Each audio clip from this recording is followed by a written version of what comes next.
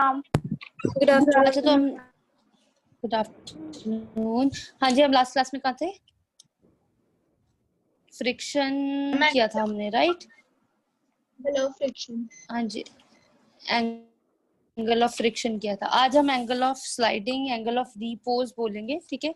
One and the same thing, ठीक है? Start हम यहीं से करते हैं। अच्छा तो एंगल ऑफ फ्रिक्शन क्या था कल? आप लोगों को याद होगा लास्ट क्लास में क्या था? Mu is equal to tan theta. हाँ जी, mu is equal to tan theta, है ना? ठीक है, वेरी नाइस। ठीक है, तो अभी हम स्टार्ट करते हैं एंगल ऑफ रिपोज, ठीक है? या फिर इसको बोल देते हैं एंगल ऑफ स्लाइडिंग, ठीक है? आर्यन एंड अंश क्लियर है? Yes ma'am. है ना? ओके, चलो अब हम आज करेंगे एंगल ऑफ स्लाइडिंग। कोई मुझे बताएगा एंगल ऑफ स्लाइडिंग और रिपोज होता क्या है? कोई भी ऐसा बच्चा जिसको पता हो, थोड़ा बहुत आइडिया? अच्छा, तो ये एंगल ऑफ रिपोज या एंगल ऑफ स्लाइडिंग वो वाला एंगल होता है जिसमें बॉडी कभी इंक्लाइन प्लेन से नीचे आती है, तो ये उस एंगल पे है जिसपे ये बॉडी स्लाइड डाउन करेगी। मैं आपको डायग्राम ड्रॉ करके दिखाती हूँ। ये देखो, इस तरह कोई हमारे पास इंक्लाइन प्लेन बनाते हैं, ओ ए, मतलब दिस इज ग्राउंड, हमारा हॉरिजॉन्टल सरफेस भी बोल सकती हूँ मैं इसको, ठीक है? Is it clear Ishmeet? ठीक है, हमारे पास हॉरिजॉन्टल सरफेस भी है हमारे पास। तो हम लोगों ने क्या बोला कि कोई भी बॉडी स्लाइड डाउन कर रही है तो वो नीचे की तरफ आएगी, है ना? तो this alpha is called angle of repose. This alpha is called angle of repose, ठीक है? आज मैं आपको एक बार बता दूंगी कि हमारे पास एंगल ऑफ रिपोज लग कहाँ रहा है, कैसे लग रहा है, कैसे बनता है, मैं वो आपको एक बार सिखा दूंगी। फिर अगली बार कभी भी जो एंगल होगा उसको उठा के हम बीच में कहीं पे भी रख देंगे, ठीक है? अच्छा, तो अब हम आगे चलते हैं जरा। हमारे पास है यहाँ पे, पहले इसके बारे में लिख लेते हैं एंगल ऑफ स्लाइडिंग और रिपोज क्या होता है। देखिए, it is the angle made by inclined plane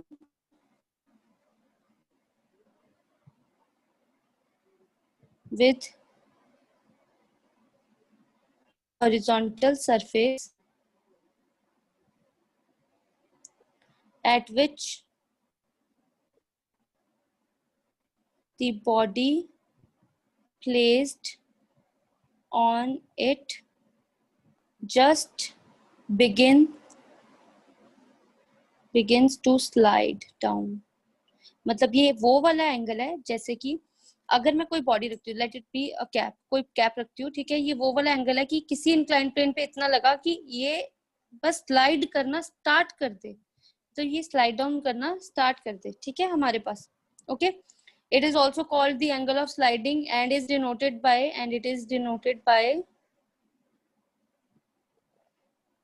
bye alpha. Alpha से डिनोट करते हैं। उधर उसको किससे डिनोट करते थे? एंगल ऑफ फ्रिक्शन से। एंगल ऑफ फ्रिक्शन को किससे डिनोट करते थे? थीटा से। इसको किससे डिनोट करते हैं? अल्फा से हम लोग, ओके? क्लियर रखना है ये दो बातें हमारे पास। अब देखना जरा हमारे पास क्या क्या होता है। आप लोगों को पता है कोई भी बॉडी है तो उसका वेट mg हमेशा डाउनवर्ड एक्ट करेगा, ध्यान से देखना, ठीक है? अच्छा, जो लिखने का तरीका मैं इसमें बताऊंगी ना, सेम मेथड हर जगह अब अप्लाई होगा, ठीक है? क्या क्या फोर्सेस एक्ट कर रही हैं।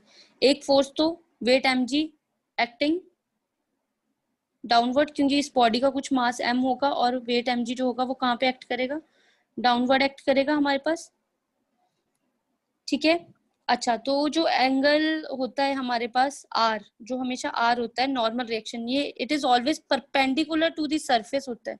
तो सरफेस ये रहा, तो सरफेस के परपेंडिकुलर है ये, ठीक है? ये भी हो गया अब हमारे पास। आज तुम देख रहे हो, आज जो mg है वो तो हवा में है, वो तो r के बराबर ही नहीं आया हमारे पास, है ना? आज तक जो मैं पढ़ा रही थी उसमें क्या था हमारे पास कि इस तरह mg था नीचे और इस तरह normal reaction is always perpendicular to the surface in the outward direction. आज भी normal to the surface in the outward direction है। वेट mg तो सेंटर की तरफ ही आएगा, वो भी बेचारा परपेंडिकुलरली डाउनवर्ड है, पर आज तो बॉडी कैसी पड़ी हुई है, टेढ़ी पड़ी हुई है। तो अब मैं क्या करूं कि ऐसा कुछ करूं कि r के बराबर कुछ आ जाए, r के बराबर कोई कंपोनेंट आ जाए। तो कंपोनेंट बोलने का मतलब है मैं क्या करूंगी? हाँ जी अनुभव। sin theta cos theta। sin theta cos। Very nice very nice. तो मैं क्या करूंगी, उसको एंगल्स को स्प्लिट करूंगी आज, ठीक है। तो जब मैं उसको स्प्लिट करूंगी तो मुझे बताना जरा, ध्यान से देखना क्या हुआ। एक कंपोनेंट तो ऐसे आया, एक कंपोनेंट ऐसे चला जाएगा, ठीक है।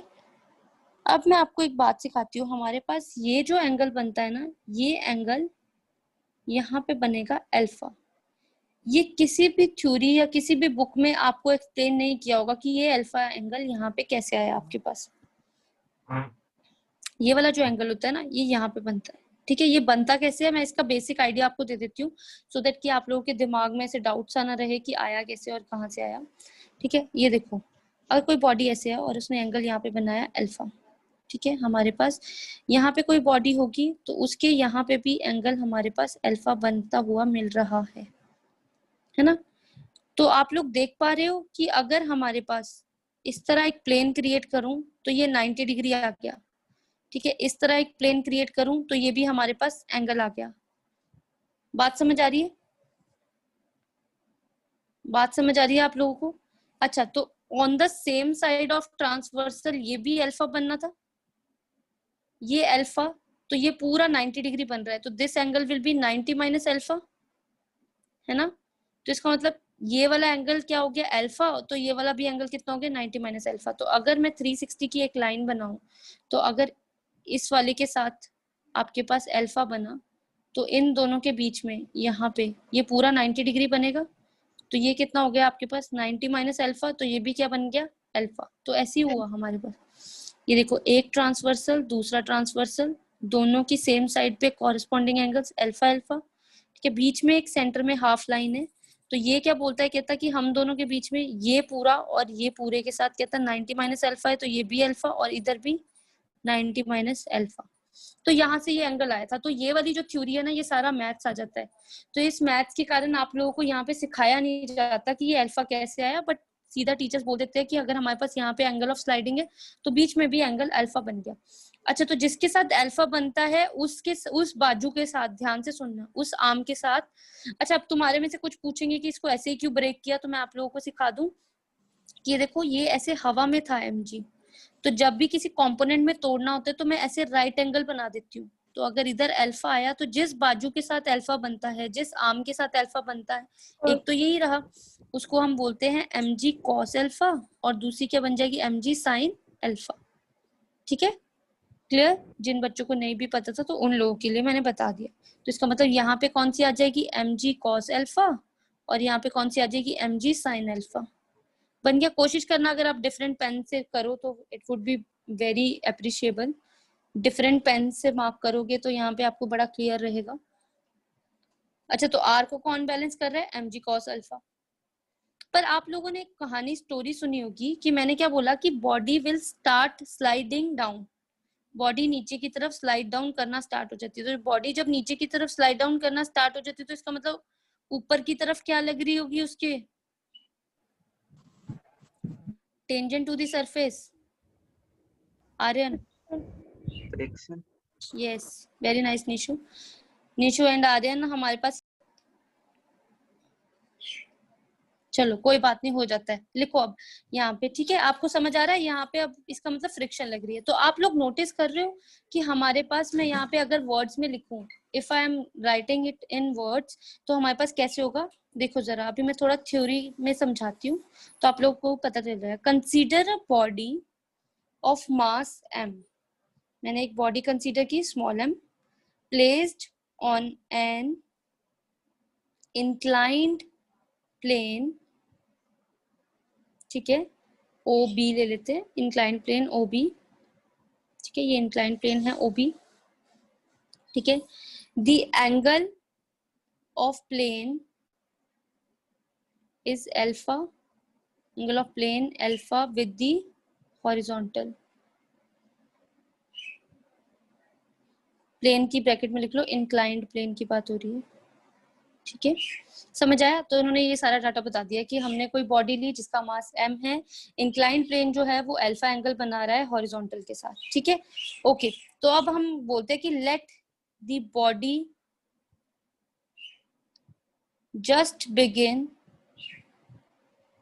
To slide down, just begins to slide down.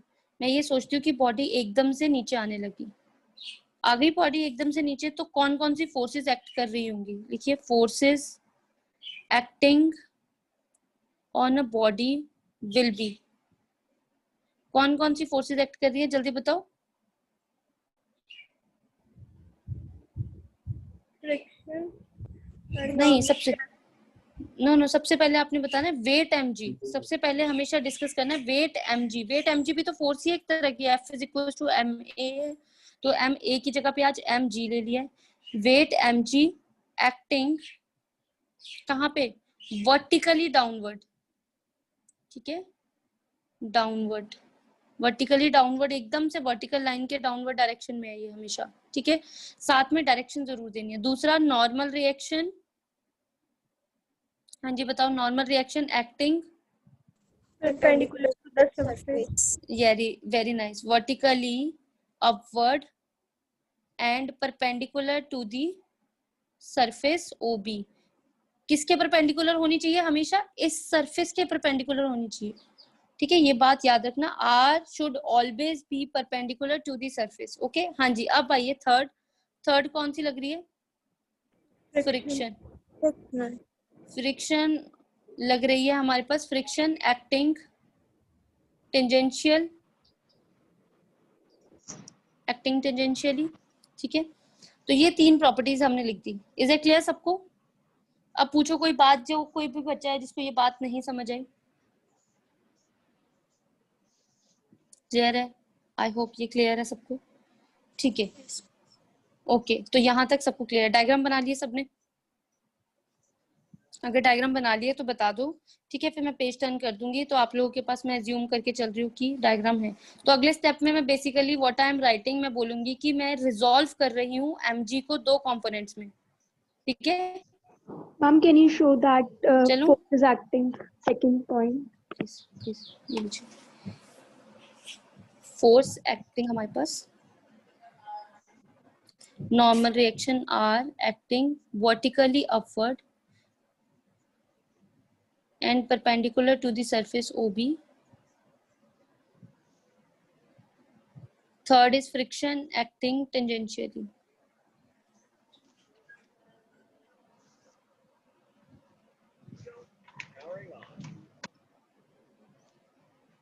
Okay, done. तीनों फोर्सेस हमने रैंडमली भी डिस्कस, ठीक है, mg r and friction. Okay girls, अब हम क्या डिस्कस करेंगे यहाँ पे कि हम रिजॉल्व करेंगे किसको? mg को। तोड़ना नहीं बोलते, we use the word resolving into its components, ठीक है। तो लिखिए, अब इसको रिजॉल्व करते हैं। लिखो, वी रिजॉल्व। देखो, आप फर्स्ट टाइम कर रहे हो ये वाली फिगर, और फिर एक बार आप अच्छे से समझ जाओगे ना इसको, तो आपको समझ आ जाएगी। We resolve mg into two rectangular components. हाँ जी तन्वी, कौन कौन से? mg cos alpha and mg sin alpha. And mg sin alpha. अच्छा, तो as there is no motion perpendicular to the direction, perpendicularly तो कोई बॉडी नहीं चल रही, बॉडी तो ऊपर से नीचे स्लाइड डाउन कर रही है, तो फिर मैं क्या लिखूंगी? आर्यन, अंश आप बताना जरा।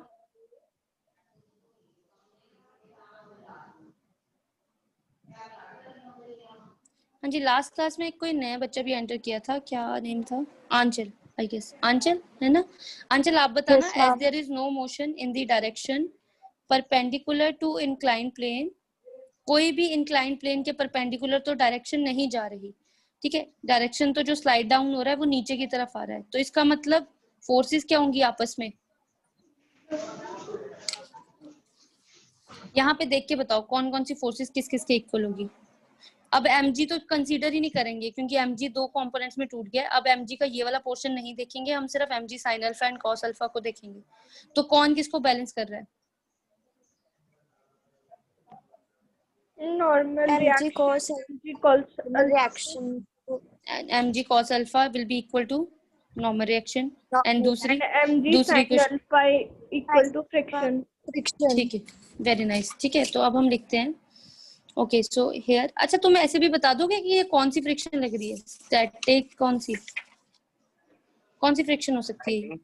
limit हाँ जी, यहाँ पे कोई बोला Limiting. बॉयज में से किसी ने बोला कुछ? हम एक मिनट सुने। Sliding friction. अच्छा फिर से सोचना जरा, मैंने क्या बोला? बॉडी ने जस्ट बिगिन किया स्लाइड करना। गर्ल्स बिल्कुल सही बोल रही हैं, ये लिमिटिंग फ्रिक्शन है। देख लो, पढ़ आती हैं ये लड़कियां, ठीक है ना?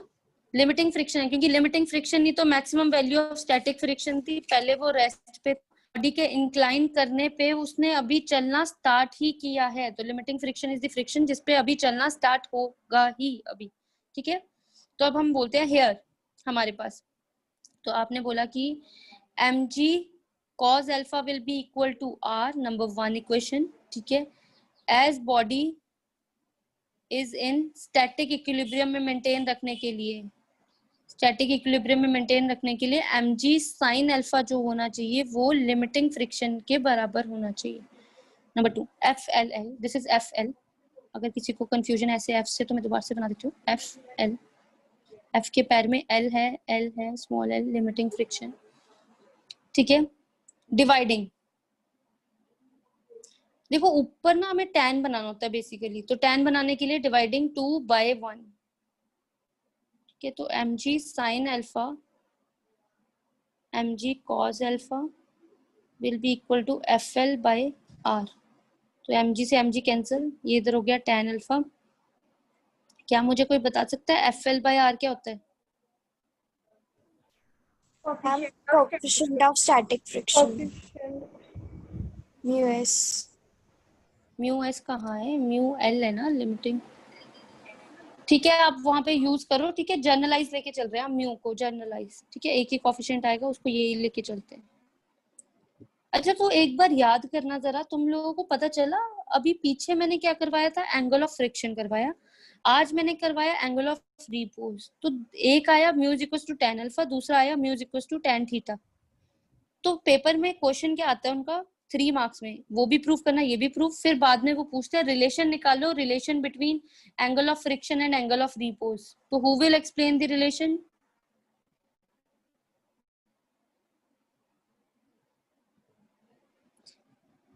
लिखिए, relation between angle of friction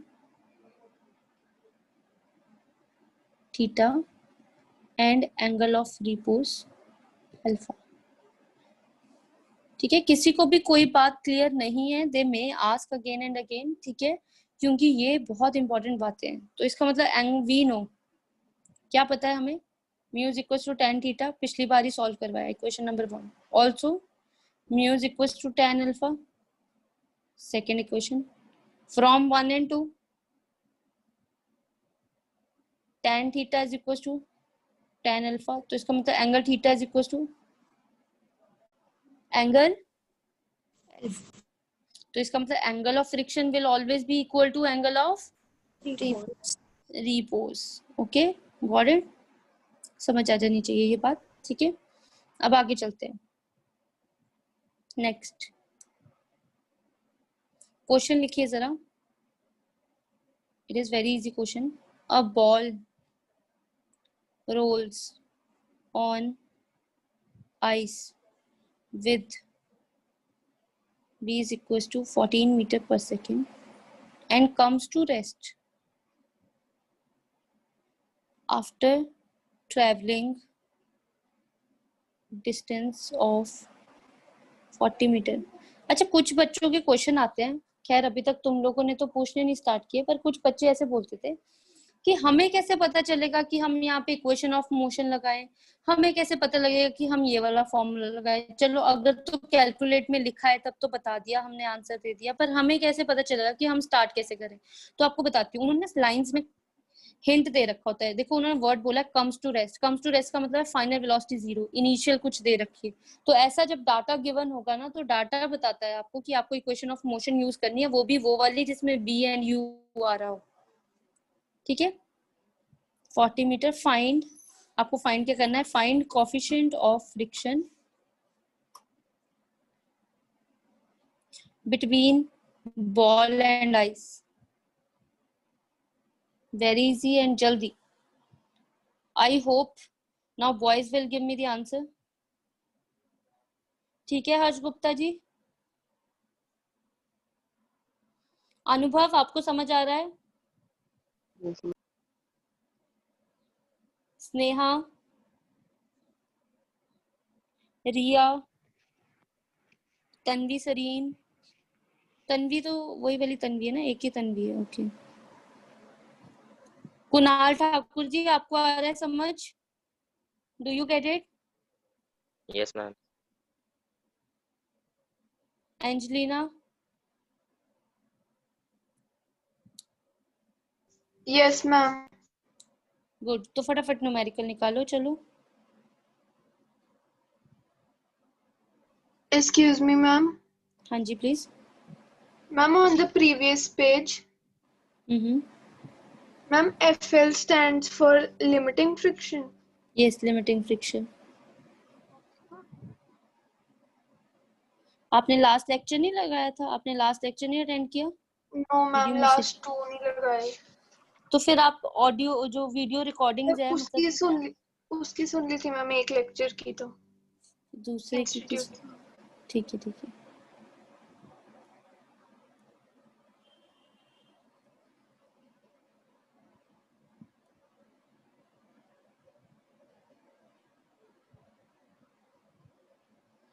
Aanchal Thakur and Anchal Yadav, clear है आप दोनों को? Yes, ma'am. Yes, ma'am. Good. चलो फिर आंसर निकालो, अभी किसी का तो आ जाना चाहिए था। सीरत, आंसर तो आ जाना चाहिए था अभी तक। मैम नेगेटिव में आ सकता है?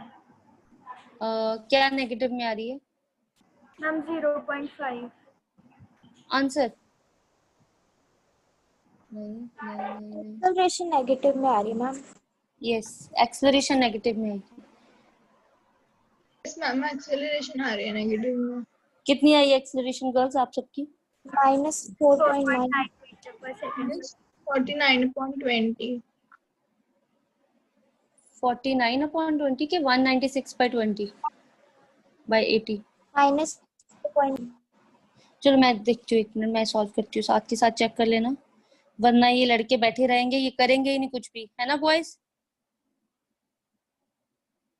अच्छा तो अब क्वेश्चन में क्या गिवन है, v तो 0 है क्योंकि वो क्या बोल रहे हैं, विल कम टू रेस्ट। तो u आपके पास है 14 मीटर पर second and s is 40 metre.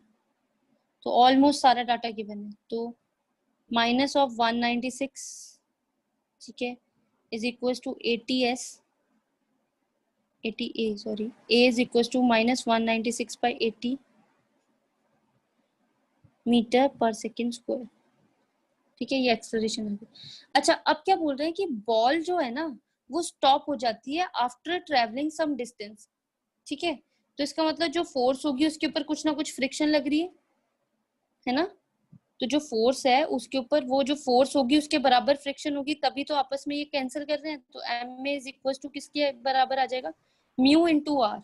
Y? Because आप लोगों के पास क्या होता है यहाँ पे, mu is equal to F/R होता है।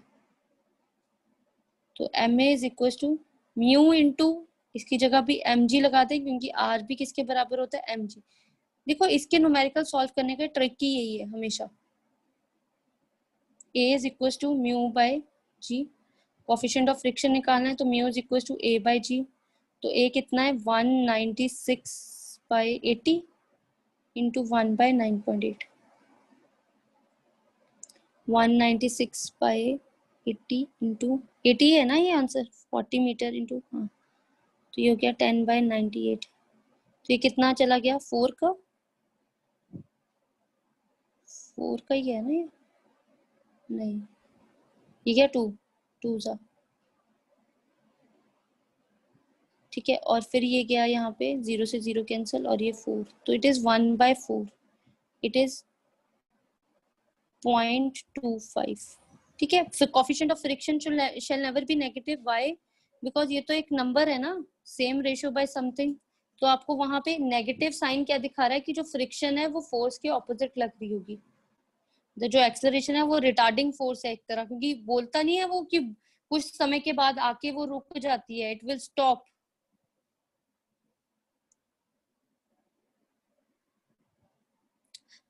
कोई ऐसा बच्चा जिसको ये समझ नहीं आई, एनीवन?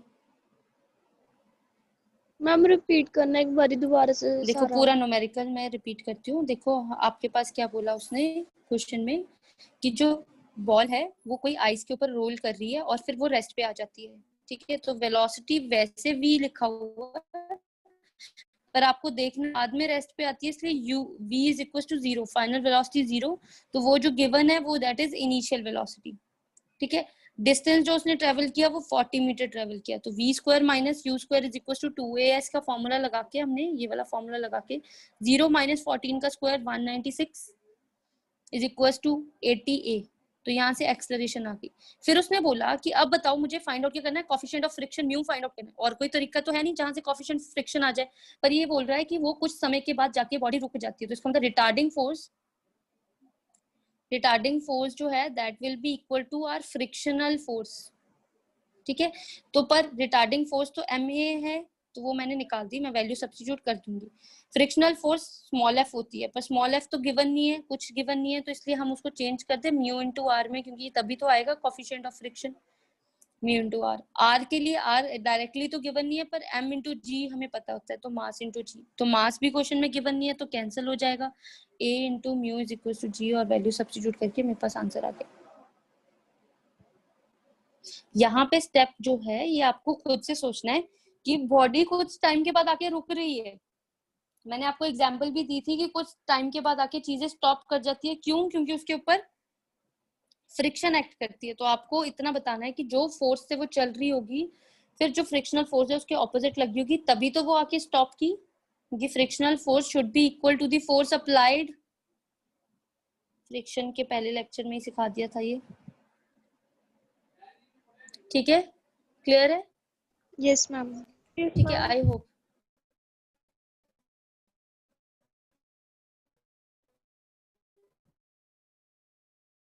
हाँ जी, थोड़ा सा क्वेश्चन को ट्विस्ट करके डाल के देखें कैसे करते हो आप लोग। अभी चला आप लोगों का दिमाग कि हमें किस डायरेक्शन में जाना है। एक न्यूमेरिकल में मैं बता दिया करूंगी आपको किस डायरेक्शन में जाना है, बाकियों में फिर आपने खुद से डायरेक्शन डिसाइड करनी है, ठीक है। तभी तो आएगा अगर हम थोड़ी सी प्रैक्टिस करेंगे क्वेश्चंस की। This is very important actually, a force of 5 kg, ठीक है। फोर्स है हमारे पास 5 kg फोर्स,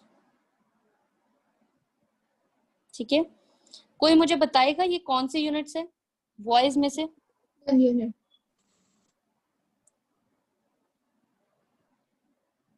हाँ जी, क्या बोला? ग्रेविटेशन। हाँ जी, Gravitational. gravitational units of force. A force of 5 kg force is just applied, लिख देते हैं, is just applied to pull the block on horizontal surface. What is the angle of friction? Very easy. Between body and the surface. ठीक है girls? अच्छा girls and boys, पहले मैं आपको एक हिंट देती हूँ, यहाँ पे बॉक्स बना के ना छोटा सा रिमेम्बर करके लिख लो तुम लोग, सो दैट तुम लोगों के दिमाग में आ जाए। एक तो फॉर्मूला है mu is equal to f by r, एक फॉर्मूला है mu is equal to tan theta, एक फॉर्मूला है mu is equal to tan alpha, एक फॉर्मूला है आपके पास r is equal to mg। ठीक है, ये 4 फॉर्मूलाज यूज होते हैं हमारे पास। ठीक है, these are the 4 formulas which are going to used। Ma'am ये फर्स्ट पे क्या लिखा हुआ है? ये mu is equal to F by R. अरे मैं ना एफ ऐसे लिखती हूँ, दिस इज माई एफ, ये एफ मतलब यही वाला, अभी मैं नेक्स्ट टाइम से याद रखूंगी। ठीक है, F by R, force of friction by R ना, यही होता है हमारे पास। ठीक है, चलें फिर, बताओगे क्या आंसर आएगा? ठीक है, अंशराज आप बताइए जरा, समझ आ रहा है ना आपको? Yes ma'am. Very good. Why Ansh is on mute permanently? हाँ Mahak, is it clear to you? Yes ma'am. पहले पलक आंसर दे देती थी, आजकल पलक भी म्यूट पे चली गई है, कोई आंसर्स नहीं दे रही। मैम आंसर्स दे रही हूँ। दे रही हो? अच्छा ठीक है, चलो फिर बताओ कैसे आएगा आपके पास।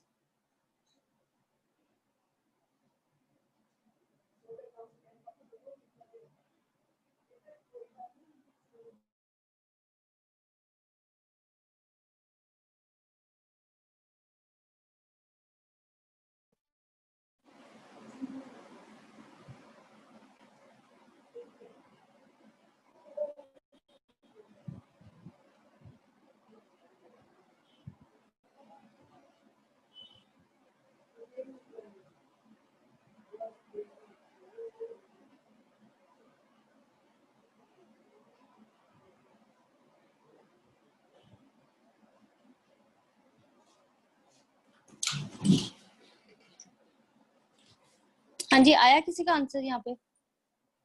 गिवन देख लेते हैं पहले। फोर्स गिवन है, दैट इज 5 kgf। तो kgf का मतलब है किलोग्राम फोर्स, तो इसका मतलब पहले इसको मुझे न्यूटन में कन्वर्ट करना पड़ेगा। तो 5 kg इंटू, जब उस फोर्स को कन्वर्ट करते हैं तो 9.8 से मल्टीप्लाई करवाते हैं, तो ये कितनी होगी? 49 न्यूटन। देखो first, very nice very nice very good. तो मास कितना है हमारे पास? यहाँ पे मास दे रखा है 5 kg है, दिस इज, मास नहीं दे रखा हमारे पास, नहीं, mass is not given to you ना। मास ऑफ द बॉडी लिख लो भाई, यहाँ पे लिखा ही नहीं हुआ mass. Mass of the body is 8 kg given है, 8 kg is given to you. ठीक है, तो हम ऐसे बोलते हैं कि body is just going to move, body एकदम से अभी मूव करना स्टार्ट करेगी, तो मैं क्या लगाऊंगी? Coefficient of friction is equal to F by R. ठीक है, फोर्स कितना है ना, अगर जस्ट मूव कर रही है तो जो ये फोर्स होगी ये किसके बराबर होगी? This force will be equal to frictional force, है ना। हमेशा बॉडी क्या होती है, अगर चलना भी स्टार्ट करती है तो अगर फ्रिक्शन, अगर पहले वो रेस्ट पे है, अगर कोई बॉडी रेस्ट पे है तो वो रेस्ट पे क्यों है? जैसे मैं फोर्स दूंगी किसके बराबर दूंगी? फ्रिक्शनल फोर्स के बराबर दूंगी, तभी तो ये बॉडी चलना स्टार्ट कर रही है ना। अगर बॉडी रुक रही है तो इसका मतलब जितनी फोर्स दे रखी थी उसके बराबर फ्रिक्शनल फोर्स लग रही होगी, तभी बॉडी स्टॉप कर रही है। तो ये कॉन्सेप्ट आपको दिमाग में रखना है। ठीक है, तो फिर यहाँ से हम वैल्यू सब्स्टिट्यूट करेंगे तो एफ बाई आर के बराबर आएगा, एफ इज 49, आर तो नहीं पता पर एम इंटू जी करके मैं निकाल लूंगी। तो 49 by 8 into 9.8, 5 by 8। 5 by 8, very nice, 0.6250। तो यहाँ पे किसी ने निकाल भी दिया कि mu is equal to 5 by 8 बोल लो या फिर 0.6250 बोल लो। ठीक है, तो ऑल्सो हमें तो क्या पूछा है? एंगल नहीं पूछा है, तो mu is equal to tan theta बोला है, तो यहाँ पे लिख दो 5 by 8 is equal to tan theta. तो इसको जब मैं इधर लेके आऊंगी हेयर, तो I will write tan inverse 5 by 8 is equal to theta. ठीक है, ये जब उधर चला जाता है तब हम इसको फाइनल फॉर्म को ऐसे लिख देते हैं, वो एंगल नीचे डिनोमिनेटर में जाएगा, डिनोमिनेटर की जगह पे हम उसको ऐसे लिख देते हैं tan इनवर्स करके। ठीक है, जितने भी नए बच्चे हैं उनको घबराना नहीं है, अदरवाइज आप यहाँ पे भी आंसर छोड़ दोगे, दिस विल बी अप्रोप्रिएट। अगर ये स्टेप कर दोगे तब तो बहुत ही बढ़िया है। ठीक है, समझ आया? Yes, ma'am. ओके, तो आई गेस आप लोगों को ये बातें क्लियर हुई होगी कि हमारे पास किस तरह से इसका न्यूमेरिकल सॉल्व करना है। तो आज क्यों ना मैं इसकी एक्सेलरेशन कैलकुलेट कर दूं, एक्सेलरेशन कैलकुलेट कर दूं। अच्छा, एक क्वेश्चन है, 2 क्वेश्चन है, पहले छोटे छोटे वो करवा देती हूँ, ध्यान से सुनना। इफ लिमिटिंग फ्रिक्शन, ठीक है, if limiting friction is equal to normal reaction, what is the angle of friction? जल्दी, हाँ जी, आई होप बॉयज फटाफट। 45 degree. वेरी नाइस, किसने दिया ये आंसर? सीरत? Ma'am, पलक. पलक, पलक, ठीक है। अच्छा, पलक और सीरत की आवाज मिक्स हो रही है, ठीक है ठीक है, ओके, वेरी नाइस। देखो उसने निकाल भी दिया। क्वेश्चन क्या बोल रहा है, लिमिटिंग फ्रिक्शन जो है, अगर फिर से मैंने एफ ऐसे डाल दी, लिमिटिंग फ्रिक्शन जो है ये किसके इक्वल हो जाए, आपके पास नॉर्मल रिएक्शन के इक्वल हो जाए, ठीक है, मतलब कि नॉर्मल रिएक्शन के इक्वल हो गई अगर, ये है ना क्वेश्चन में, तो F by L by R is equal to, तो म्यू होता है, तो ये दोनों आपस में बराबर, तो म्यू इज इक्वल टू 1, तो एंगल ऑफ फ्रिक्शन कितना होगा, mu is equal to tan theta होता है ना, तो 1 is equal to tan theta, कितने पे होता है, 45 डिग्री का, tan 45 degree tan theta, tan से tan cancel, theta is equal to, देखो कितने आसान इजी क्वेश्चंस है, ठीक है। आप लोगों को बस ये वो जो रिमेंबर के 4 फॉर्मूलाज लिखवाए हैं उसी पे ही बहुत सारे न्यूमेरिकल सॉल्व करने हैं आपको, ठीक है। Shall I move further, acceleration calculate करनी सीखे कि कितनी एक्सेलरेशन से बॉडी नीचे गिरेगी। अभी तक तो सिर्फ मैंने बॉडी को नीचे गिराया था कि स्लाइड डाउन करना स्टार्ट करती है, आज हम देख लेते हैं कितनी एक्सेलरेशन से डाउन करती है वो, चले। Yes, ma'am. चलो फिर स्टार्ट करते हैं, लिखिए जरा, नेक्स्ट हमारे पास है, we have here, okay, acceleration, ठीक है, दिस इज इम्पोर्टेंट, यहाँ से इम्पोर्टेंट आना स्टार्ट कर देना क्योंकि ये स्लाइडिंग डाउन वाले सारे इम्पोर्टेंट है। Acceleration of body sliding down a rough inclined plane,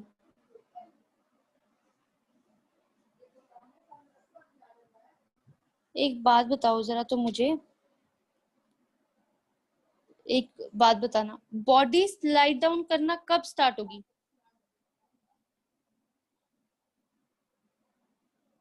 मतलब बॉडी एक्सेलरेट करना, सॉरी एक्सेलरेट करना कब स्टार्ट होगी, बॉडी जो है वो एक्सेलरेट करना कब स्टार्ट होगी, मे आई नो,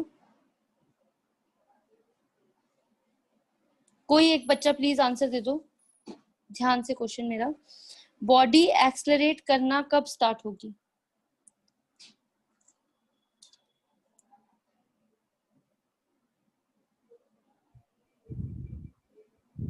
ध्यान से सुनना, बॉडी तब एक्सेलरेट करना स्टार्ट होगी जब एंगल ऑफ रिपोज से ग्रेटर एंगल से हम उसको नीचे फेंकेंगे।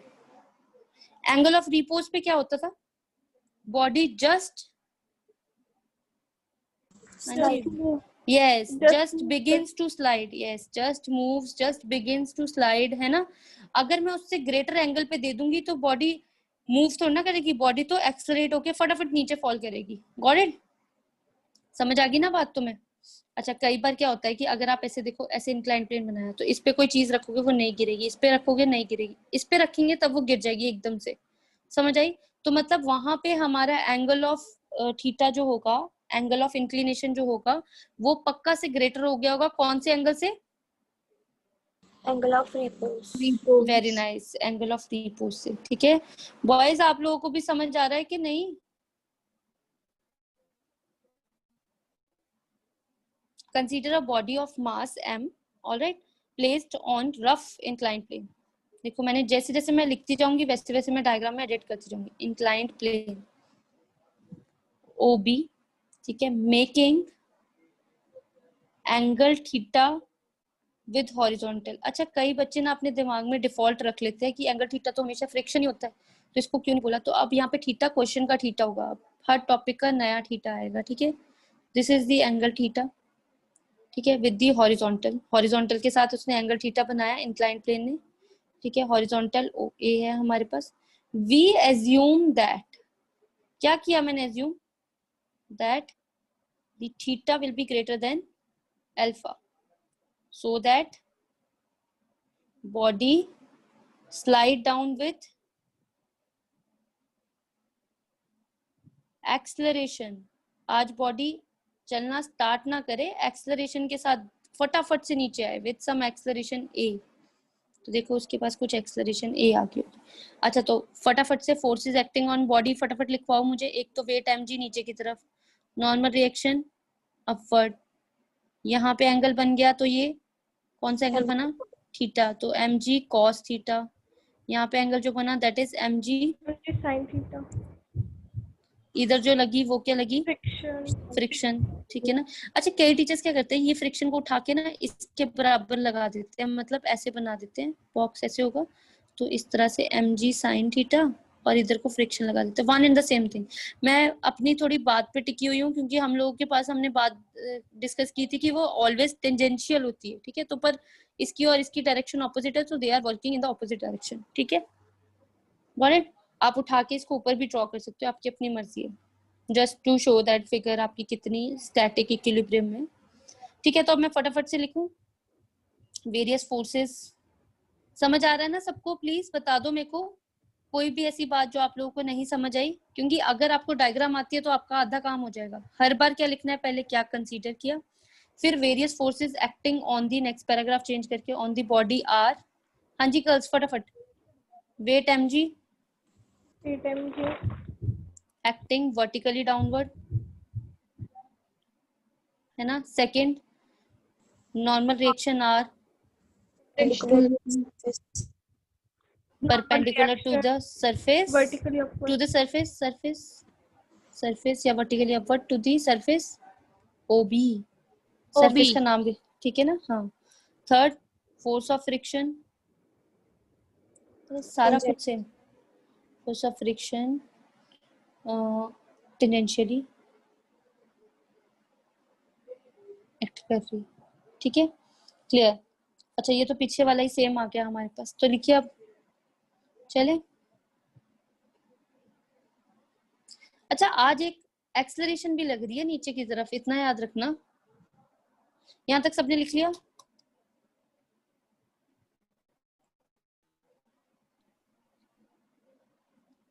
लिखो फिर। We resolve mg into two components, कौन कौन से, mg cos theta and mg sin theta. हाँ जी हरजोत, समझ आ रहा है आपको, नंदनी, नीरज कुमार, रवनीत कौर, रिया, रोजदीप, सपना, सुमन, स्नेहा, ये सब लोग तो कभी मैंने सुना ही नहीं क्लास में। बताओ आप लोग, समझ आ रहा है आप लोगों को, ठीक है, बताते रहा करो। अगर Yes, किसी को ma'am. कोई बात नहीं समझ आ रही तो I will repeat for them, तभी पता चलेगा मुझे क्या डाउट्स है। लिख लिया यहाँ तक सबने, Yes. ओके। तो हमारे पास mg cos theta and mg sin theta में रिजॉल्व कर दिया। तो अपवर्ड के लिए लिखिए, as there is no motion perpendicular to the incline plane, कोई मोशन नहीं है, तो r is equal to mg cos theta. कोई मोशन नहीं है ऊपर की तरफ, तो ओहो, ये देखो बिल्कुल एग्जैक्टली लेना है उसके बराबर, ठीक है। r is equal to mg cos theta के बराबर, ठीक है। अब इक्वेशन ऑफ मोशन लिखनी पड़ेगी, equation of motion for body sliding down. मैंने आपको सिखाया था ना, force is equal to virtual forces, मतलब ma is equal to sum of virtual forces. कौन कौन सी लग रही है, फ्रिक्शनल फोर्स, हाँ जी, एंड ये देखो ना ma इस तरफ को आ रही है, मतलब ये फाइनल पोजीशन इसकी ये है। तो मतलब फाइनल फोर्स जो एक्ट कर रही है वो नीचे की तरफ एक्ट कर रही है, तभी तो बॉडी स्लाइड डाउन करेगी। तो वर्चुअल फोर्सेस कौन कौन सी, एक तो फ्रिक्शनल और एक, mg sin theta. तो कैसे लिखूं, F minus m g sine theta या m g sine theta minus F, what shall I write? mg sin theta minus why why Because they are in opposite direction. no, that is good, they are opposite direction, that's why we are putting negative sign. Why before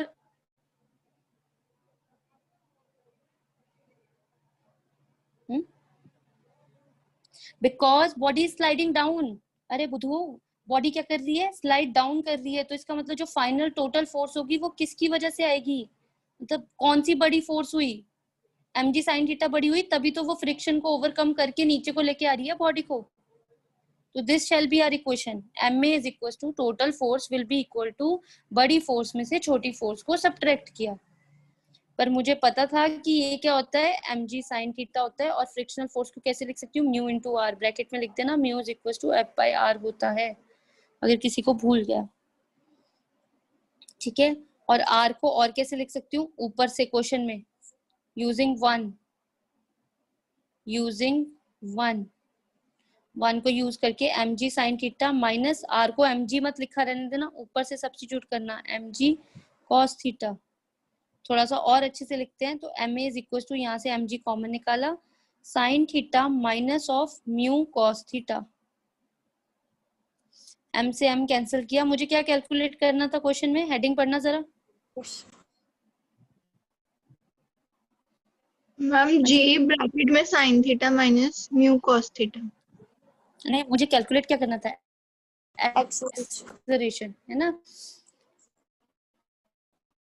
तो देखो आगे है ना,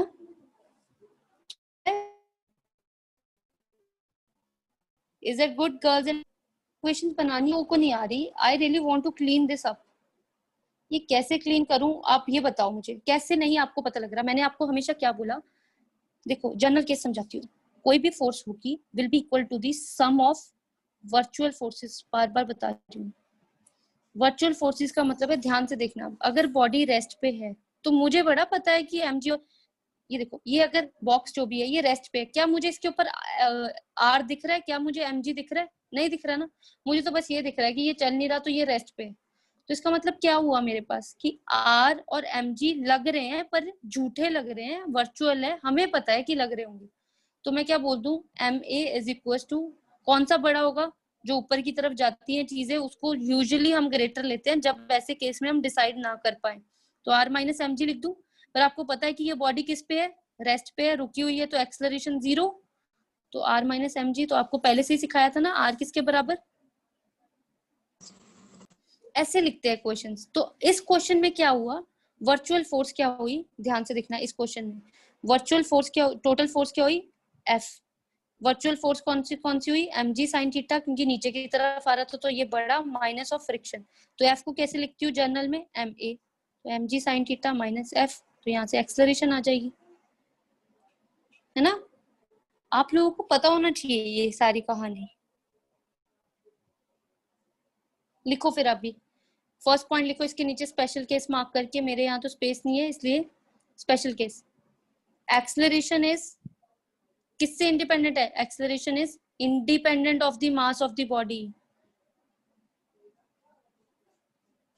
इसका मतलब चाहे आप 10 kilo का सामान रखो, चाहे आप 1 किलो का सामान रखो, सब सेम एक्सेलरेशन से नीचे स्लाइड डाउन करेंगे, ठीक है। अच्छा, उसके बाद if mu is equal to 0 हो गया तो एक्सप्रेशन क्या हो जाएगा, a is equal to g sine theta. Mu 0 किस पे होगा, कौन से सरफेसेस पे होगा, स्मूथ सरफेसेस पे होगा, स्मूथ सरफेसेस का म्यू 0 होता है। Okay okay Yes, Yes, ma'am. Okay, ये बातें Yes, आप लोगों ma'am. को पता होनी चाहिए हमेशा।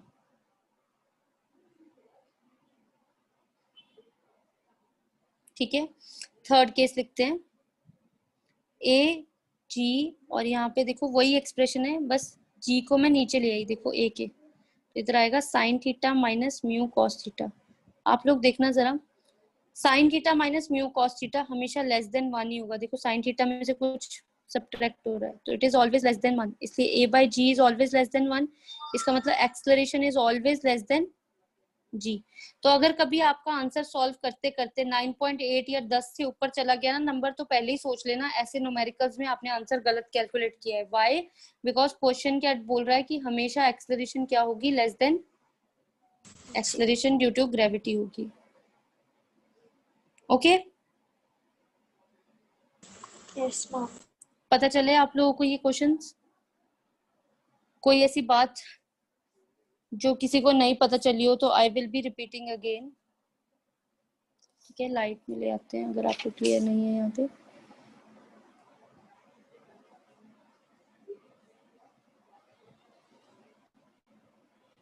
ठीक है सबको? Yes Yes. Ma'am. Yes, ma'am. तो नोट डाउन कर लिया सबने? कोई ऐसी बात जो किसी ने नहीं नोट डाउन की हो? ठीक है, तो इन्हीं एक्सप्रेशंस को ले लेकर हम लोग और भी बहुत सारे एक्सप्रेशंस निकालेंगे, पर आपको ये ऐसी वाली डायग्राम्स आनी चाहिए। ठीक है, डायग्राम्स ड्रॉ करना आना चाहिए, कौन सी बॉडी कौन सी फोर्स किस तरफ लगती है। ठीक है, फिर हम आगे चलेंगे कि कैसे मेथड्स को डिक्रीज किया जाए कि हमारे पास फ्रिक्शन कम हो जाए या बढ़ जाए।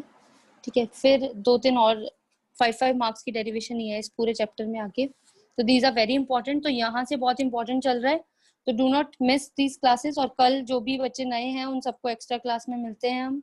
ठीक है, ओके। एक्स्ट्रा क्लास में कहाँ से स्टार्ट करना है, याद है किसी को? हाँ जी, हमने क्या कर लिया था, यूनिफॉर्मली एक्सेलरेटेड मोशन नहीं हुई थी, 1D हुआ था अभी, है ना? स्लोप वगैरह ही सीखी है अभी। ठीक है, तो जिन भी बच्चों ने अगर यूनिफॉर्मली एक्सेलरेटेड मोशन करनी है तो दे मे कम एंड ज्वाइन। ठीक है, ओके देन। ठीक है, that's all for today, let's end here. Thank कोई you, डाउट ma'am. तो नहीं है ना? पक्का? Okay then.